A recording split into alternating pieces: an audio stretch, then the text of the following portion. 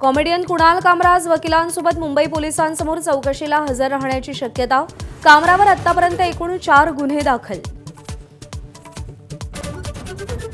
महाराष्ट्राचे प्रश्न सोडवणार असाल तर देवेंद्र फडणवीसांना पाठिंबा।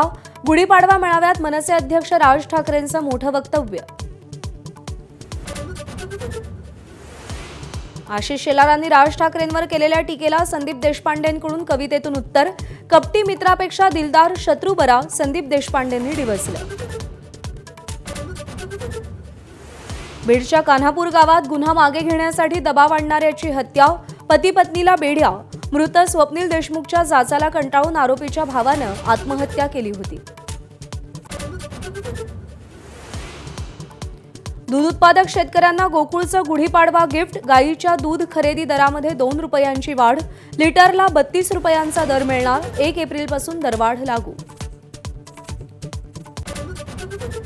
देशभरात आज रमजान ईदचा उत्साह। नमाज अदा करण्यासाठी मुस्लिम बांधवांची गर्दी। राज्यभरात ठिकठिकाणी सामूहिक नमाज पठण। शिर्डी विमानतळावर नाईट लँडिंग सुरू। 60 प्रवाशांना घेऊन आलेल्या विमानाला वॉटर सॅल्यूट। माजी खासदार सुजय विखेंकडून प्रवाशांचं फूल आणि केक देऊन स्वागत।